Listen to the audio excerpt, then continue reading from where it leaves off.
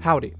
Today, we will be taking a look at Last of the Seekers, Maxx, and Last of the Seekers, Shadow Drone. These figures are... Who's calling me right now?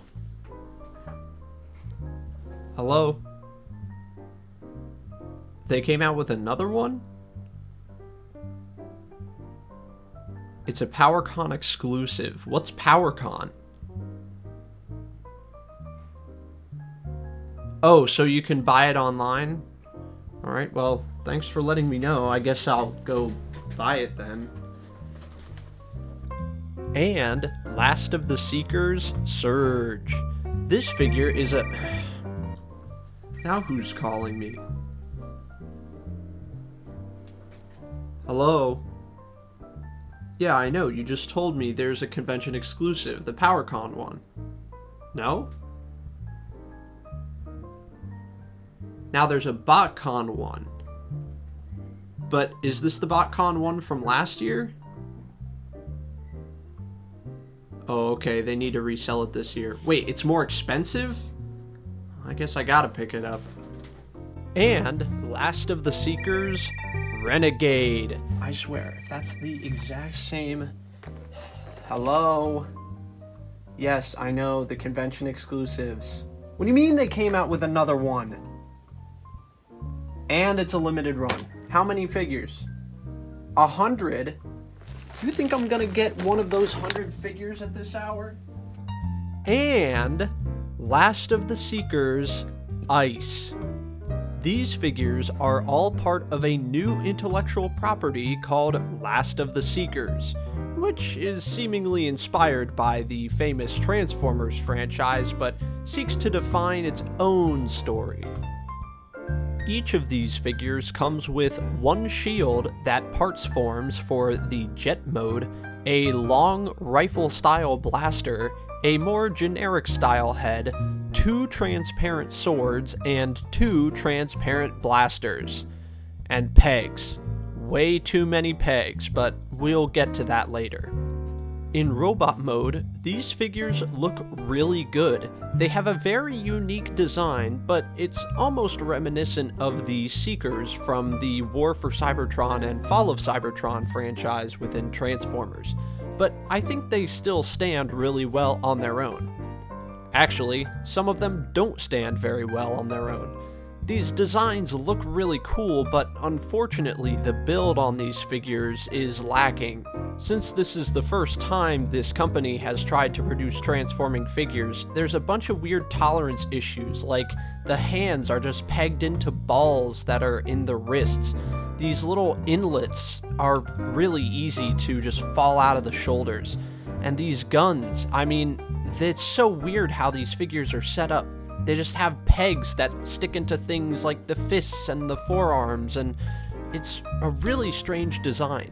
And unfortunately, these blasters don't work really well either. If you just wiggle the missile a little bit, it comes out. And these figures are made up of so many joints. I mean, just look at these feet. The feet have like 3 joints alone in them, and so it makes these figures impossible to stand up properly sometimes. Now, this is the worst example, but I mean, just take a look at the absolute mess that comes out of these figures when you're trying to mess around with them. Unfortunately, it makes for an absolute bummer of an experience. Another thing to note is that you can't just plug these shoulder inlays in any way you want. It's actually directional. They have angles on them, and unfortunately there's a pin in the joint that sometimes if you try to push the shoulder inlay in, it just won't go in. Obviously, I'm struggling a little bit with it here, but the point is, it's really easy to just fall out. Now, back to the missile launchers. They have a very strange design. The old missile launchers, the spring-loaded ones, would have a key in them, but these just kind of have a circular notch, and you have to depress the button and push it in and very gently let go.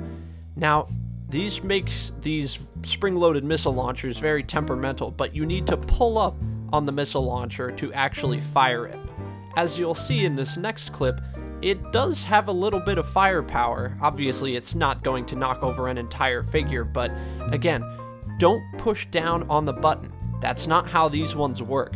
You need to pull up on the button for it to actually fire properly, if it doesn't fire on its own.